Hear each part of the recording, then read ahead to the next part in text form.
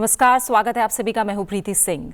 आज का विषय न सिर्फ भाषा से जुड़ा है बल्कि राष्ट्र की आत्मा और शासन की संस्कृति से भी गहराई से जुड़ा हुआ है। आज हम बात कर रहे हैं राजभाषा विभाग की स्वर्ण जयंती की। 50 साल पहले जब इस विभाग की स्थापना हुई थी तब हिंदी को एक कारगर, व्यापक और सहज सरकारी भाषा के रूप में स्थापित करने का सपना देखा गया था। लेकिन आज 50 साल बाद क्या हम उस सपने के करीब पहुंच रहे हैं? क्या हमारी सरकारी भाषा आम जनता की भाषा बन पाई है? और क्या हम भाषा को केवल एक नियम या अनुवाद का विषय मानते हैं या इसे राष्ट्र निर्माण का एक सशक्त माध्यम? आज का ये अंक विशेष है क्योंकि हम बात कर रहे हैं राजभाषा विभाग के गौरवशाली 50 वर्षों की यात्रा की। एक ऐसी संस्था जिसने हिंदी भाषा को सरकारी कामकाज की आत्मा बनाने में निरंतर योगदान दिया और हाल ही में देश भर में हिंदी और भारतीय भाषाओं की भूमिका को लेकर नई बहस भी छिड़ी है। जानेंगे कि क्या 50 वर्षों में राजभाषा विभाग अपनी भूमिका निभा पाया है? हिंदी को सिर्फ राजभाषा के दायरे में सीमित कर देना क्या पर्याप्त है? सबसे महत्वपूर्ण, क्या आजादी के 75 वर्षों के बाद भी हमें हिंदी बनाम अंग्रेजी जैसी बहस करनी चाहिए? जरूरी चर्चा इसलिए राजभाषा विभाग एट 50 यानी 50 साल, गौरवशाली इतिहास, उपलब्धियां, चुनौतियां और भविष्य की दिशा। हमारे साथ चर्चा में दो खास मेहमान जुड़ रहे हैं। राकेश पांडे जी स्टूडियो में मौजूद हैं, लेखक हैं, भाषाविद हैं और हिंदी साहित्य के मर्मज्ञ हैं। संक्रांत सानू जी भी हमारे साथ जुड़े हुए हैं, लेखक, विचारक और गरुण प्रकाशक के संस्थापक और सीईओ हैं। आप दोनों मेहमानों का बहुत बहुत शुक्रिया हमारे साथ जुड़ने के लिए। राकेश जी आपका भी स्वागत, संक्रांत जी आपका भी बहुत बहुत स्वागत है। सबसे पहले दोनों से जो मैं शुरुआती एक तरह से आप लोग के विचार जानना चाहूंगी, 50 साल राजभाषा विभाग के, इसे आप कैसे देखते हैं? राकेश जी आपसे अगर शुरुआत करें तो। नहीं, 50 वर्ष की एक बहुत महत्वपूर्ण यात्रा है। जब देश आज़ाद हुआ तो भारत की जब हम किसी भी भाषा की बात करते हैं और विशेष रूप से राजभाषा की बात करते हैं तो हमें अपनी भाषाई विविधता को नहीं भूलना चाहिए। हम लोग सारी भाषाओं को लेकर चलने की बात करते हैं और राजभाषा विभाग का जो एक नया प्रयास है जिसमें कि भारतीय भाषाओं को आगे लाने के लिए प्रयास किया गया है, तो वह मुझे लगता है कि हम एक 50 वर्षों में एक नए आयाम पे पहुंच रहे हैं। अब हिंदी को लेकर जो आपने आरंभ में बात की, वह निश्चित रूप से कुछ उसमें हिंदी बनाम अंग्रेजी का जो मुद्दा है वो तमाम बहुत व्यवहारिक समस्याएं हैं और वह समस्याएं हमारे राजभाषा बनने की जो प्रक्रिया थी संविधान सभा में वो तब से हैं। जिसकी बात आपने आरंभ में चर्चा किया, वह राष्ट्रभाषा बनते बनते हमारी हिंदी राजभाषा बनी। तो हमें उस प्रक्रिया हम कोई भी हिंदी पे प्रश्न उठाएं, अपने देश में किसी भाषा के किसी भी प्रश्न को लेकर हम कोई वाद विवाद करें, तो मुझे एक चीज़ ये लगती है कि पहले हमें इस पूरी प्रक्रिया को समझना चाहिए कि कैसे हमारी हिंदी, हमारे जितने भी महान नेता थे, महात्मा गांधी जी या जितने भी सुंदर राम सेनानी थे, वो सभी हिंदी को राष्ट्रभाषा कहा करते थे। और देश की आज़ादी के बाद यह राजभाषा जब बनी और उसके बाद 1975 में जब यह राजभाषा विभाग स्थापित हुआ, तो और ये 50 वर्ष जो हैं इसमें तमाम उपलब्धियां हैं। हाँ, मैं ये नहीं कहूँगा कि अभी हम किसी बहुत बड़े मुकाम पर पहुँच गए हैं। अभी हमारी यह यात्रा आरंभ है और अभी आगे बहुत कुछ करना बाकी है। बिल्कुल। संक्रांत जी, आप किस तरह के विचार साझा करेंगे जब हम राजभाषा विभाग के 50 वर्षों का गौरवशाली इतिहास देखते हैं और भारतीय भाषाएं भारत को जोड़ने का सबसे सशक्त माध्यम बनेंगी?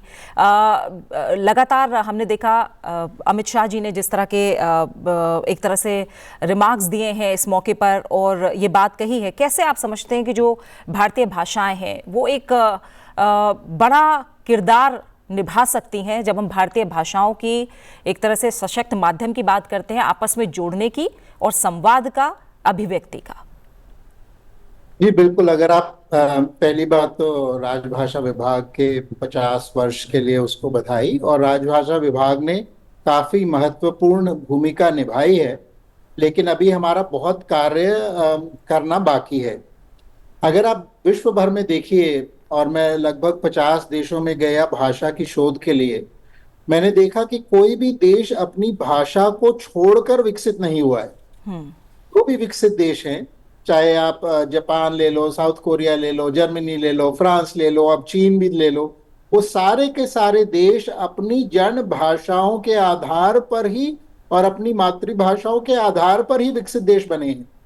तो जो अमित शाह जी ने बोला वो बिल्कुल सही बोला। लोग उसको समझ नहीं पाए जो वो क्या कह रहे हैं, क्योंकि भारत में ये नहीं हम कह रहे कि अंग्रेजी को हटाया जाए, लेकिन अंग्रेजी का एक जो वर्चस्व हमारे पे बना रहा, अंग्रेजी जो हमारे पे हावी रही, जिसके कारण लाखों करोड़ों बच्चों का हुनर दबता रहा, जिसमें उनको वो सुविधा नहीं थी कि वो आगे पढ़ पाए डॉक्टर बन जाएं, इंजीनियर बन जाएं, एमबीए कर लें, अपनी भाषा के आधार पर वो आगे बढ़ पाए, ये उनको सुविधा नहीं मिली। और मुझे लगता है कि ये हमारी जो स्वतंत्र भारत की एक बहुत बड़ी कमी रही है कि ये हम जन जन तक उनकी भाषा में उच्च विज्ञान, उच्च शिक्षा, टेक्नोलॉजी ये नहीं ले पाए। तो मुझे लगता है कि जो सरकार पहल कर रही है उस इस ओर, अभी काफी बात हो रही है, स्कीम चल रही है कि इंजीनियरिंग आप भारतीय भाषा में आए, मेडिकल की पढ़ाई भारतीय भाषा में आए। तो उससे क्या होगा कि भारतीय भाषाओं का स्तर और अस्तित्व ऊपर बढ़ेगा। और अमित शाह जी ने यही कहा कि जो एस्पिरेशनल भाषा है उसको अंग्रेजी बनाया गया है आज तक, लेकिन एस्पिरेशनल भाषा को हमको फिर से उन्हें मातृभाषा बनाना पड़ेगा और उसी से ही भारत का विकास होगा। बिल्कुल। और मैं जानना चाहूंगी विभाग की भूमिका को आप कैसे देख रहे हैं? जो राजभाषा विभाग है उसकी भूमिका को आप कैसे देखते हैं? मुझे लगता है कि विभाग ने कुछ कार्य बहुत अच्छा किया है, जिससे जो भाषा का एक क्रम है वो उन्होंने मेंटेन किया बहुत बहुत वर्षों तक। लेकिन मुझे लगता है कि राजभाषा विभाग एक राजनीतिक प्रभाव में जितना राजनीतिक दायरा उसको मिलेगा उतना ही वो कार्य कर पाएगा। तो मुझे लगता है कि क्योंकि राजनीतिक सोच, राजनीतिक विकल्प ऐसा नहीं था कि भारतीय भाषाओं को आधार बनाना है, भारतीय भाषाओं को आगे लेके जाना है। अगर आज भी देखें भारत में तो आपके सारे जो उच्च शिक्षा संस्थान हैं, सब आईआईटीज, मैं स्वयं आईआईटी कानपुर में पढ़ा, सब आईआईटीज ले लीजिए, एम्स ले लीजिए, आईआईएम्स ले लीजिए, सब उच्च कोटि के इंजीनियरिंग संस्थान ले लीजिए, मेडिकल संस्थान ले लीजिए, ये सारे के सारे केवल अंग्रेजी भाषा में शिक्षा देते हैं। तो उस तरह से मुझे लगता है कि राजभाषा विभाग का कार्य अभी पूरा नहीं हो पाया है, क्योंकि जब तक ये सुविधा आप जन जन को नहीं अपनी भाषा में दोगे, हिंदी में दोगे और अन्य भाषाओं में भी दोगे, तब तक हमारा विकास नहीं हो सकता। तो मुझे लगता है कि मिक्स्ड बैग है राजभाषा विभाग का कार्य। कुछ तरह से वो बहुत अच्छा कार्य किया है कि राजभाषा लुप्त नहीं हुई, उसके ऊपर कार्य चलता रहा, उसको प्रोत्साहन मिलता रहा, लेकिन अभी जितना हमें आवश्यकता है उतना अभी कार्य नहीं हुआ है। बिल्कुल। राकेश जी, आने वाले समय में केंद्र और राज्यों के प्रशासन में भारतीय भाषाओं का उपयोग और भी बढ़ेगा, जैसा अमित शाह ने कहा है। जी। और आपको क्या लगता है और ऐसे कौन से कदम हैं जो उठाए जा सकते हैं ताकि गवर्नेंस में खास तौर से? एक बहुत अच्छा प्रश्न है। एक अभी इनकी राजभाषा विभाग की एक योजना है शब्द सिंधु, हिंदी शब्द सिंधु, वो इसी कार्य की ओर आगे बढ़ रही है। एक ये था कि जब एक राज्य से दिल्ली में पत्राचार होता तो अंग्रेजी में होता था मुद्दा। अब इस के माध्यम से जो हिंदी शब्द सिंधु है, ये एक सारी भारतीय भाषाओं को मिलाकर 18 शायद भाषाएं हैं, एक ये शब्द सिंधु का एक निर्माण कर रहे हैं शब्दकोश का। उसमें क्या होगा कि जैसे मान लीजिए तमिल का कोई हिंदी में पत्र आता है और हिंदी का पत्र तमिलनाडु में जाता है, तो वह अंग्रेजी में ना होकर उसका अनुवाद जो है वह उस प्रदेश की भाषा में हो जाएगा। और उससे क्या लाभ मिलेगा कि जो ये एक निर्भरता थी अभी तक अंग्रेजी पर, कि केवल अंग्रेजी के कारण ही हम एक प्रदेश से दूसरे प्रदेश में या केंद्र सरकार से प्रदेश सरकार में पत्राचार करते थे, तो राजभाषा विभाग का ये बहुत महत्वपूर्ण कदम है, जिसके माध्यम से हमारी भारतीय भाषाओं को संबल मिलेगा और उसमें व्यवहारिकता में उनका उपयोग बढ़ेगा। तो इस प्रकार का एक बहुत महत्वपूर्ण कदम है। और दूसरा जैसे कंठस्थ है उनका अनुवाद को लेकर, देखिए इस देश में मुझे लगता है कि अनुवाद विश्वविद्यालय बनना चाहिए जिस पे मांग होनी चाहिए, क्योंकि भाषाएं हमारे यहाँ जितनी भाषाएं हैं वह बिना अनुवाद के एक दूसरे से नहीं जुड़ सकती हैं। अनुवाद एक बहुत बड़ा माध्यम है एक भाषा का दूसरे भाषा के से जुड़ने के लिए। तो जो अनुवाद का कार्य जो है ऑनलाइन, चूंकि तकनीक भी आ गई है, तो वो जो उससे भी कंठस्थ के माध्यम से भी राजभाषा विभाग का कार्य जो है हिंदी में होना सरल हो गया है। उसके साथ साथ ही भारतीय भाषाएं भी उसमें जुड़ती जा रही हैं। अब ये कोई हमारे मित्र बता रहे थे कि शायद लगभग 6 लाख से अधिक जिसमें कि शब्द या इस प्रकार के जो उनकी एंट्रीज हैं उनके पास इकट्ठी हो गई हैं अनुवाद की। तो इस प्रकार से राजभाषा के कार्य को और संबल मिलेगा।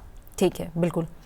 और संक्रांत जी, जैसा और आगे अमित शाह ने कहा कि हमें किसी भी भाषा या विदेशी भाषा से विरोध नहीं है, लेकिन आग्रह अपनी भाषा के सम्मान और उपयोग का होना चाहिए।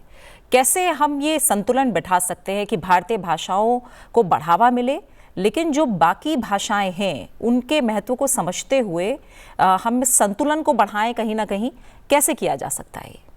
नहीं, वो उसमें कोई बहुत समस्या नहीं है। अभी अगर आप देखो, मेरी पुस्तक भी थी, द इंग्लिश मीडियम मिथ, ये पुस्तक थी। और बहुत एक अच्छी खबर है कि कल ही ये संस्कृत में आ गई है। पहली बार ये पुस्तक आंग्ल भाषा माध्यमस्य भ्रमजालः, ये संस्कृत में भी आ गई है गरुड़ प्रकाशन से। तो उसके उसके संदर्भ में कह रहा हूँ कि हम अंग्रेजी के विरोध में नहीं है, केवल अंग्रेजी की मोनोपोली के विरोध में है, अंग्रेजी के वर्चस्व के विरोध में है। क्योंकि अगर आप अंग्रेजी को एक भाषा की तरह प्रयोग करो, जो आपने आपने कम्युनिकेशन भाषा की तरह प्रयोग करो, जो अंग्रेजी बोलने वाले देश है उनसे आप वार्तालाप के लिए प्रयोग करो, तो उसमें कोई भी आपत्ति नहीं है, वो अच्छी बात है। लेकिन समस्या ये आती है कि जब एक हरियाणा के गांव का बच्चा आईआईटी जाना चाहता है और उसको बोलते हैं कि आप नहीं जा सकते क्योंकि केवल अंग्रेजी में ऊपर की पढ़ाई होगी, उच्च शिक्षा होगी। और ये मेरा अनुभव है, बच्चों से मिला, गांव में जाकर मिला, और उनको अंग्रेजी हमने हावी कर दी है उन पर। तो वो जो संतुलन है वो ऐसे बनेगा कि आप अंग्रेजी को भाषा की तरह सीखिए, लेकिन अंग्रेजी को माध्यम ना बनाइए। क्योंकि जब भाषा माध्यम बन जाती है तो आपके पास अपना कोई आपके पास अपनी कोई जमीन नहीं रहती खड़े होने के लिए। यानी कि आप अगर अपनी मातृभाषा में सीखेंगे, बढ़ेंगे, आगे चलेंगे, तो आप अंग्रेजी भी सीखिए, उसमें कोई आपत्ति नहीं है। लेकिन आप जो माध्यम है जिसमें आप स्कूल की पढ़ाई कर रहे हैं, कॉलेज की पढ़ाई कर रहे हैं, इंजीनियरिंग की पढ़ाई कर रहे हैं, मेडिकल की पढ़ाई कर रहे हैं, वो माध्यम मातृभाषा होना चाहिए। और वो भी अनिवार्य नहीं कह रहा, उसमें कम से कम मातृभाषा का विकल्प होना चाहिए। आज तो हमारे पास मातृभाषा का विकल्प भी नहीं है। तो अगर हम विकल्प देंगे मातृभाषा का और अंग्रेजी को भी एक स्थान देंगे, तो उसमें दोनों में संतुलन बनाने में कोई समस्या नहीं होगी। और दूसरी बात जो जो जो आई थी कि जो जो अनुवाद है वो आगे के लिए बहुत सरल होने वाला है। क्यों सरल होने वाला है? क्योंकि मशीनी अनुवाद और आर्टिफिशियल इंटेलिजेंस से आप बहुत ही आसानी से एक भाषा से दूसरी भाषा में अनुवाद कर पाएंगे। तो कोई भी जो कल की, अगर मैं आपको एक एक चित्र दूं कि कल की जो दुनिया है वो किस तरह से चलेगी, वो इस तरह से चलेगी कि हर कोई व्यक्ति अपनी भाषा में बोलेगा, अपनी भाषा में पढ़ेगा और लिखेगा। और जब वो किसी और देश में जाता है या किसी और स्थान में जाता है, तो जिस भाषा में वो व्यक्ति सुनना चाहते हैं उनको वैसी भाषा में सुनाई देगा। यानी कि कोई भोजपुरी बोलने वाला व्यक्ति अगर जापान जाएगा, तो जापानियों को जब वो भोजपुरी बोलेगा, जापानी सुनेगी, और जब जापानी बोलेंगे तो उसके कान में भोजपुरी आएगी। ये सब मशीनी अनुवाद से, स्मार्ट डिवाइसेस से, स्मार्टफोन से, ये अभी भी टेक्नोलॉजी पहुंच चुकी है। ये नहीं कि कल की, आज पहुंच चुकी है, और ये कुछ सालों में बिल्कुल साधारण उपयोग में आ जाएगी। तो ये हमारा आगे का भविष्य है। ठीक है। और आप दोनों से मैं ये जानना चाहूंगी, संक्रांत जी, पहले आप बताएं कि जब हम एक तरह से लाभ की और चुनौतियों दोनों की बात करते हैं, क्योंकि भाषाई विविधता बहुत ज़्यादा है और मुझे नहीं लगता कि जितनी भाषाई विविधता भारत में है वो किसी अन्य देश में है, तो इसके क्या अपने लाभ और चुनौतियां भारत जैसे देश में हो जाती हैं? और आपके विचार में भारत में भाषाई विविधता को बढ़ावा देने में राजभाषा विभाग की क्या भूमिका रही है? जी, ये वैसे भाषा विविधता भारत में सबसे अधिक है, ये सही बात है। लेकिन कई बार हमें पता नहीं है। जैसे चीन में भी 300 से अधिक भाषाएं हैं। हम सोचते हैं कि चीन में एक ही भाषा बोलती रहे, मंदारिन भाषा बोलती रहे, लेकिन चीन में 300 से अधिक भाषाएं हैं। उन्होंने लिपि उनकी एक है जिससे आसानी होती है आपस में समझने में। तो मुझे लगता है कि राजभाषा विभाग की भूमिका केवल राजभाषा से एक कदम आगे जाकर सब भारतीय भाषाओं को साथ लेकर चलने की बननी चाहिए, होनी चाहिए। और मेरा तो ये भी आग्रह है कि अगर जैसे आप यूरोपीय संघ को देखो, यूरोपियन यूनियन को देखो, तो यूरोपियन यूनियन में जितनी भी उनकी शायद 18 या 20 भाषाएं हैं पूरे सब यूरोपीय देशों में जो प्रयोग होती हैं, और यूरोपीय संघ में आप 20 में से किसी भी भाषा का प्रयोग कर सकते हो। यानी कि आप पत्र व्यवहार भी अगर यूरोपीय संघ से करना है तो आप 20 में से किसी भी भाषा में लिख सकते हो। अगर आपने फोन कॉल करके किसी से बात करनी है, कोई आपकी समस्या है, तो आप 20 की 20 भाषाओं में से किसी भी भाषा में का प्रयोग कर सकते हो। लेकिन जो जो भारत है और भारतीय सरकार है, उसको भी इस दिशा में जाना चाहिए कि जो केंद्र सरकार है वो सभी अधिकृत जो भाषाएं हैं उनको वो बढ़ावा दे। यानी कि अगर आप इनकम टैक्स फाइल करना चाहें तो आप किसी भी भाषा में कर पाएं। अगर आप जज सुप्रीम कोर्ट में जाना चाहें तो आप अपनी भाषा का प्रयोग कर पाएं। तो मुझे लगता है राजभाषा विभाग का जो अगले 50 वर्ष का कार्य है वो ये होना चाहिए कि वो सभी भाषाओं को आगे लेकर चले। और भारत की जो बहुभाषिता है वो उसकी कमजोरी नहीं है, मैं तो सोचता हूँ उसकी एक बहुत बड़ी स्ट्रेंथ है। और उस स्ट्रेंथ को वो आगे बढ़ाए। और अब हमेशा ही भारत बहुभाषीय देश रहा है। जी। अगर आप सोचो, शंकराचार्य एक केरल के गांव से आए, पूरा उन्होंने भ्रमण किया, दिग्विजय यात्रा की, चारों तरफ गए। उन्होंने ये नहीं कहा कि भाषा की बहुत समस्या है, कहीं पे उनकी जीवनी में ये नहीं लिखा गया। तो भारत बहुभाषीय रहा, लेकिन भारतीय हमेशा ही आपस में बात करते रहे हैं, वार्तालाप करते रहे, और ऐसे ही आगे होना चाहिए।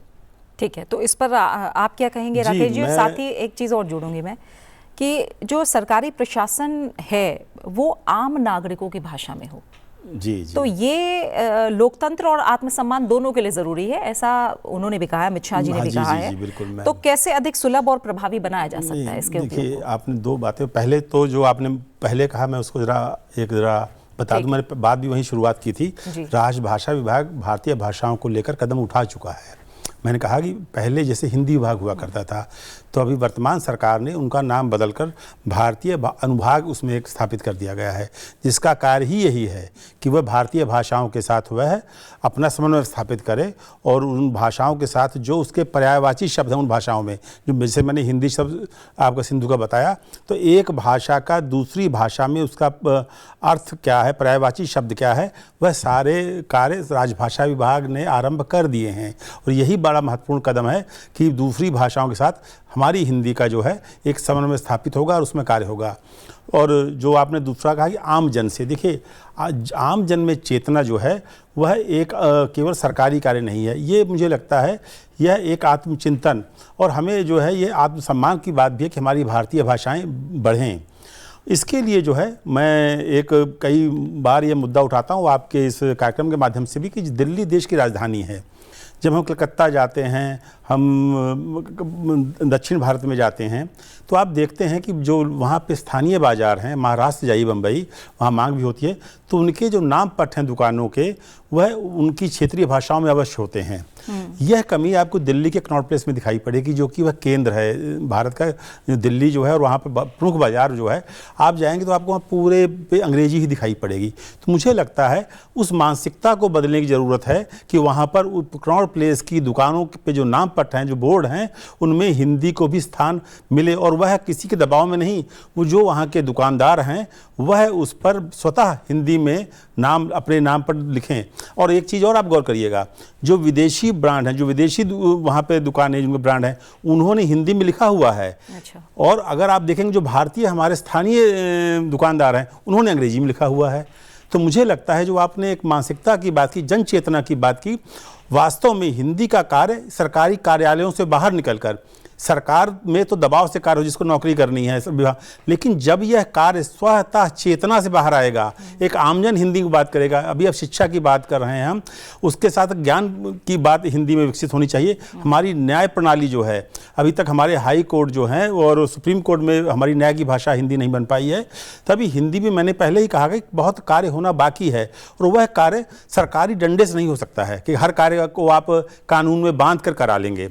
उसके लिए जन चेतना की आवश्यकता है, और जन चेतना तब आएगी जब हम उस भाषा को अपनी अस्मिता की भाषा बनाएंगे। तो हिंदी को अपनी अस्मिता की भाषा के रूप में विकसित करने की बहुत आवश्यकता है अभी। ठीक है, तो जैसे हम कह रहे हैं कि आम नागरिकों की भाषा हो, जो तमाम राजभाषाओं की हम बात कर रहे हैं, हिंदी की हम बात कर रहे हैं संक्रांत जी, और ये लोकतंत्र और आत्मसम्मान दोनों के लिए ज़रूरी है। स्थानीय भाषाओं का उपयोग करके सरकारी प्रशासन को अधिक सुलभ बनाना और प्रभावी बनाना, इसके लिए आप क्या अपनी तरफ से बताएंगे? और हिंदी को आधिकारिक भाषा के रूप में लागू करने से भारत में शासन पर क्या प्रभाव पड़ा है? साथ ही शिक्षा की जब बात कर रहे हैं, जेईई, नीट, CUET जैसी परीक्षाएं 13 भारतीय भाषाओं में कराई जा रही हैं। प्रतियोगी परीक्षाओं में जो अलग अलग भारतीय भाषाएं हैं, उनको आयोजित करने के क्या निहितार्थ नजर आ रहे हैं? जी, ये बहुत ही आवश्यक कदम है। इसके लिए बहुत संघर्ष हुआ कि जेई की परीक्षा, जब जब मैंने जेई की परीक्षा दी तो केवल अंग्रेजी में होती थी, और उसके बाद बहुत संघर्ष हुआ कि ये सब भारतीय भाषाओं में आए। और भारत के विकास के लिए ये अनिवार्य है, ये ऑप्शनल नहीं है। अगर आप सोचते हो भारत 2047 का आपका एक संकल्प है, लेकिन अगर आपको भारत को विकसित देश देखना है तो आपको भारतीय भाषाओं में शिक्षा लानी ही पड़ेगी, क्योंकि आप 140 करोड़ लोगों को आगे नहीं ले जा सकते अगर आप उनको अपनी भाषा में शिक्षा नहीं दोगे। ठीक तो है। आप ये तो एक अनिवार्यता है, इसमें इसमें कोई दो राय नहीं है। और प्रशासन की जैसी बात है, और ये दक्षिण प्रदेशों से भी मांग आती रही है, जैसे बैंक हैं और ये सब सुविधाएं हैं, वो आपको जो जन भाषाएं हैं, जो क्षेत्रीय भाषाएं हैं, उसमें देना भी अनिवार्य है। अगर और आप देखोगे जो जो जो प्राइवेट कंपनीज है वो आगे पहल कर रही हैं इसमें। आज जी। आप अमेजोन पे भी जाके अपनी भाषा चुन सकते हो, कोई भी क्षेत्रीय भाषा चुन सकते हो, और उसमें आप पूरी की पूरी वेबसाइट आपकी चल जाएगी। तो इसमें अगर आप सरकार को भी एक पब्लिक सर्विस ओरिएंटेड सोच से देखोगे, तो आपको जन भाषाओं में सुविधा देना ये बिल्कुल एक निश्चय ही आवश्यक है। और लोकतंत्र इससे बहुत उसके बिना लोकतंत्र को आगे भी नहीं ले जाया जा सकता। बिल्कुल। जब हम एक तरह से राष्ट्रीय एकता की बात करते हैं या स्वाभिमान की बात करते हैं, इसे लेकर आपको क्या लगता है कि जैसे कहा भी गया कि पहले जो भारतीय भाषाएं हैं उनका इस्तेमाल देश को बांटने के लिए किया गया है, जैसा अमित शाह जी ने कहा, और अब उन्हें भारत को जोड़ने का जरिया अब हम बना रहे हैं। कैसे राष्ट्रीय एकता और एकीकरण को बढ़ावा देने के लिए भाषाओं का उपयोग किया जा सकता है? मैं कल था वहाँ भारत मंडपम में, जो उन्होंने एक बहुत महत्वपूर्ण उसमें जो कहा कि जो आपने ये आपसी भाषाई समन्वय को, उन्होंने कहा कि जैसे काशी तमिल संगम, काशी तेलुगु समागम, सौराष्ट्र तमिल संगम, शाश्वत मिथिला महोत्सव, इस प्रकार की जो हमारी अन्य भाषाएं हैं उनके साथ जो है किस प्रकार से दो भाषाओं को मिलाकर कार्यक्रम कर रहे हैं ताकि आपस में समन्वय हो। और जब हम एकता की भाषाई एकता की बात करते हैं तो इसमें जो वर्तमान सरकार का ये है कि हमारा जो मैंने आपको बताया कि हिंदी के साथ दूसरी भाषाओं का समन्वय हो। एक महात्मा गांधी का कथन जिसका मैं बहुत बार उपयोग करता हूँ, उन्होंने कहा था हरिजन में कि भारत में जो हमारी क्षेत्रीय भाषाएं हैं, प्रांतीय भाषाएं, उनको तो विकसित होना है, लेकिन हिंदी की भूमिका अंतर प्रांतीय भाषा की हो। जब एक राज्य का व्यक्ति दूसरे राज्य के व्यक्ति से बात करे तो वह हिंदी में बात करे। और मुझे लग रहा है कल जो गृह मंत्री जी ने कहा है और जो उन्होंने प्रयास बताए हैं अपने, सरकार उसी कदम को आगे बढ़ा रही है कि जब एक प्रांत के व्यक्ति की बातचीत दूसरे प्रांत के व्यक्ति से हो तो वह हिंदी में हो, ना कि अंग्रेजी में हो।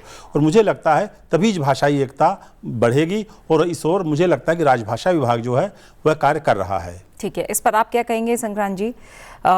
भारत को जोड़ने का जरिया बनाया गया है, कैसे भारतीय भाषाएं राष्ट्रीय एकता और गौरव में योगदान दे सकती हैं आपके नजरिए में? जी, भारतीय भाषाएं भारतीय एकता को अनायास अपने आप ही नेचुरली बनाती हैं। वो क्यों बनाती हैं? क्योंकि अगर आप भारत का इतिहास देखिए तो भारत, जैसे मैंने कहा, हमेशा बहुभाषीय देश रहा है। आज भी आप काशी के मंदिर में चले जाइए तो आप काशी के मंदिर में पाएंगे जो वहां पे लिटरेचर है वो आपको तमिल, तेलुगु, कन्नड़ सब में मिल जाएगा, मंदिर में मिलेगा, आज भी मिलेगा। तो ये सोचना कि एक भाषा के कारण भारत एक होगा, ऐसा नहीं है।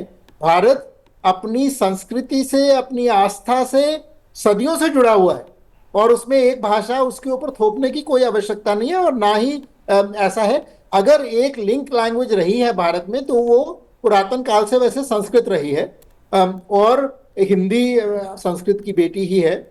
लेकिन पुरातन काल से संस्कृत भाषा जोड़ती रही है पूरे भारत को, उत्तर से दक्षिण, पूरब से पश्चिम, वो जोड़ती रही है। और मुझे लगता है कि जैसे ही सभी भारतीय भाषाओं को आगे बढ़ाएंगे तो संस्कृत और हिंदी दोनों स्वाभाविक ही लिंक लैंग्वेजेस बन जाएंगी। और आज भी अगर आप देखो, अगर आप किसी दक्षिण प्रदेश में भी चले जाओ, आप एक कंस्ट्रक्शन साइट पे चले जाओ बैंगलोर में, तो जो आपस में जो वर्कर्स हैं वो अंग्रेजी में बात करते हुए नहीं दिखेंगे, पूरे देश भर के आएंगे, वो हिंदी में ही आपको बात करके दिखेंगे। तो हिंदी एक तरह से बिना बिना राजभाषा विभाग की कार्यवाही के कारण ही बहुत कारणों से हिंदी एक व्यापक भारतीय भाषा बन गई है। केवल भारतीय भाषा ही नहीं, क्योंकि बोली तो एक जैसी है। हमारे जो साथ में जुड़ते देश हैं, उन अगर आप बाहर कभी पेरिस में जाके मिलोगे तो पेरिस में अभी मैं कुछ दिन पहले गया था, तो एक नेपाली से बात हो रही थी और हम हिंदी में बात कर रहे थे। तो ये हिंदी पूरे सब कॉन्टिनेंट को जोड़ने वाली भाषा तो आज भी और प्रयोग में है ये। बिल्कुल। एक छोटा छोटा कमेंट, क्योंकि हम 2047 विकसित भारत की ओर देख रहे हैं, तेजी से बढ़ती अर्थव्यवस्था है हम। संक्रांत जी, बहुत छोटा छोटा कमेंट आप दोनों मेहमानों का चाहूंगी। जब भारत की आज़ादी की शताब्दी तक देश के आत्मगौरव से जुड़े हर प्रयास में राजभाषा विभाग का योगदान स्वर्णिम अक्षरों में दर्ज होगा, ये उम्मीद, ये आशा है, गृह मंत्री ने भी जताई है। आपके विचार में 2047 तक भारतीय भाषाओं और राष्ट्रीय गौरव को बढ़ावा देने में विभाग की क्या भूमिका होगी, और भाषाओं का संवर्धन देश के जो सांस्कृतिक और आर्थिक विकास है उसमें किस तरह से योगदान देता नजर आ रहा है? मैम देखिए, जी आप दोनों को ये कमेंट देना है। बताइए राकेश। ऐसा है कि जो राजभाषा है, जब हमारी देश में राजभाषा घोषित हुई हिंदी, तो मूलतः यह एक कदम था राष्ट्रभाषा की ओर हिंदी को बनने का। इस पे भी ध्यान, इसको भूलना नहीं चाहिए। यह जब राजभाषा घोषित हुई संविधान सभा में, तो यह एक कदम था राष्ट्रभाषा की ओर बढ़ने का। तो हमें ये आशा करनी चाहिए कि बाद में जो दिक्कतें आई और प्रत्येक राज्यों का जब हमें समर्थन मिलेगा तो राष्ट्रभाषा घोषित होगी, तो मुझे लगता है हमें ये शुभकामना और आशा करनी चाहिए कि तब तक हमारे जो प्रांत हैं वह हिंदी को समर्थन देंगे और हिंदी उसके बाद राजभाषा से राष्ट्रभाषा बनने की ओर अग्रसर होगी। मेरा यही कमेंट है। ठीक है, संक्रांत जी। जी, मेरी ये इच्छा है कि जो भारतीय राजभाषा और बाकी सभी भारतीय भाषाएं हर स्तर पर प्रयोग में आए। आज हमारे सुप्रीम कोर्ट में भी केवल अंग्रेजी चलती है और धीरे धीरे वो परिवर्तन आ रहा है। तो हर स्तर में भारतीय भाषाएं एक माध्यम बने, और सारे, चाहे आपको उच्च से उच्च जॉब करने की आवश्यकता हो, बड़ी से बड़ी मल्टीनेशनल कंपनी में काम करने की आवश्यकता हो, वो सारी की सारी भारतीय भाषाएं पूर्ण कर पाए, तभी हम पूरा विकसित देश की ओर अग्रसर होंगे। बिल्कुल, समय ही पूरा हो गया है। राकेश पांडे जी आपका, संक्रांत सानू जी, आप दोनों मेहमानों का बहुत बहुत शुक्रिया मेरे साथ इस चर्चा में जुड़ने के लिए और अपने जो गहन विचार हैं वो हमारे साथ साझा करने के लिए। राजभाषा विभाग की 50 वर्षों की यात्रा केवल हिंदी को सरकारी दस्तावेजों तक सीमित रखने की नहीं है, बल्कि उसे भारत की संस्कृति, अस्मिता और आत्मविश्वास से जोड़ने की कहानी है। चाहे वो नीति निर्माण हो, नई पीढ़ी तक भाषाई चेतना पहुंचाने का प्रयास, इन वर्षों में अनेक उपलब्धियां और चुनौतियां सामने जरूर आई। हिंदी को लेकर जो वैचारिक लड़ाई है वो अब भावनात्मक से अधिक व्यवहारिक बन चुकी है। और अंत में हम यही कह सकते हैं कि भाषा कोई तकनीकी विषय नहीं है, ये हमारी पहचान और आत्मा से जुड़ा हुआ है। और जब तक हम राजभाषा को जन भाषा नहीं बना पाते, तब तक भाषा की नीति अधूरी ही रहेगी और इसे लेकर हर एक का प्रयास मायने रखता है। धन्यवाद, नमस्कार।